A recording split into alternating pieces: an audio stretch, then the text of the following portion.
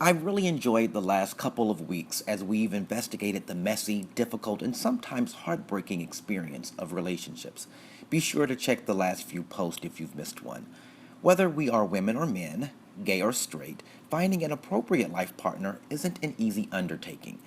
Throughout these posts, I've suggested that we seek out spiritual partnerships, or what I like to call grown up relationships, rather than relationships of the ordinary kind. In other words, I'd like someone who is open and honest, communicative and vulnerable, and is committed, above all else, to the process of my spiritual growth as I would be to theirs. I want someone who has the ability to look beyond the external me and fall in love with my soul, not just my body or personality. As I wrap up this topic, though I'm sure we'll revisit it at some point, there are a few nuggets of wisdom I'd like to affirm to myself and share with you. This list could go on and on and on, but in this limited space, I'd like to offer just a few things that have most recently become very clear to me. Let me know if you agree or not. First, don't be desperate.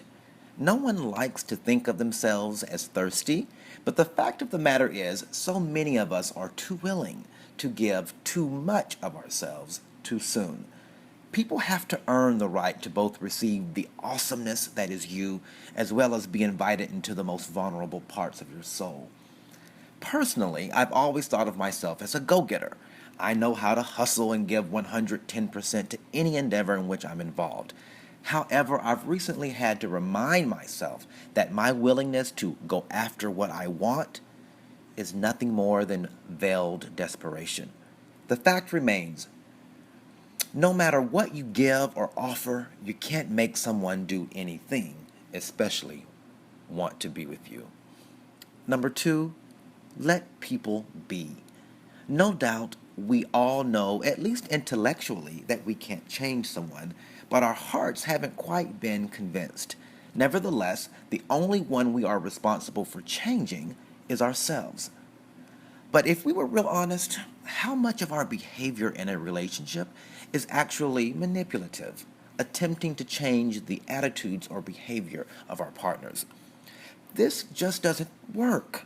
Instead of trying to find a perfect partner, we must learn to love our imperfect partners perfectly. And if there are flaws that are deal breakers, we must have the courage to love ourselves more and simply move on. Thirdly, we can't love someone more than they love themselves. So many of us are guilty of this. We can see the potential in our loved ones. We know what and who they could be if only they would do this or stop doing that.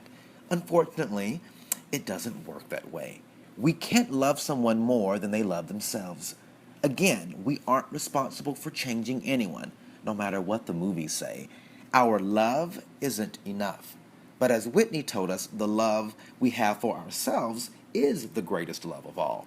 So we gotta stop stressing ourselves out and learn how to let go and let God.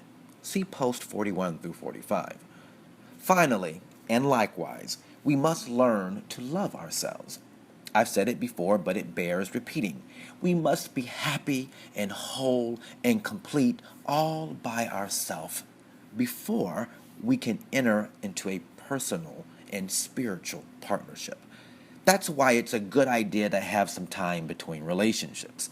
Because if we aren't whole within ourselves, we will unconsciously pass the responsibility of making us happy onto someone else. And as one of my friends taught me, quoting his grandmother, you're responsible for your own good time. Just typing that brings tears to my eyes. It sounds so simple, but it's so true. This is one of the fundamental reasons my last long term relationship didn't work. I made him responsible for my happiness, when the truth is, my happiness can only come from within me. Your responses to these posts have been overwhelming, and I've received more feedback than for anything else I've written. But I don't attribute that to my writing, but rather to the collective pain we're all experiencing surrounding relationships. I don't believe there's anything more comforting than having someone to unconditionally love us and walk with us along this journey. This kind of relationship or partnership goes beyond sexual attraction or sharing expenses, but is spiritual in nature. However, with all things spiritual and thereby all things in life, it doesn't begin with finding someone who meets all of our physical, sexual, and financial criteria, but rather it begins within. Our sense of completeness and wholeness will attract someone who has the same. Similarly, our sense of neediness and reckless abandonment will attract that kind of person as well. In conclusion, please remember that even within a spiritual partnership, things won't always be peaches and cream, but rather a spiritual partnership is meant to be a catalyst for growth and will certainly result in some emotional discomfort. But if your partner is the right one, and if you are vulnerable and honest about your insecurities, the discomfort will grow you closer to God and to each other. For this is not the end of your story. Your best days are not behind you, they are ahead of you. Love you first, and the right man or woman will come along in time. For loving oneself is part of all of the big things coming. Note, if you're new to the site, it might be helpful to read the first introductory post. Also, feel free to post your questions or comments here, and you can always reach out to me on Twitter at Ray C. Jordan using the hashtag BigThingsComing. Copyright 2013.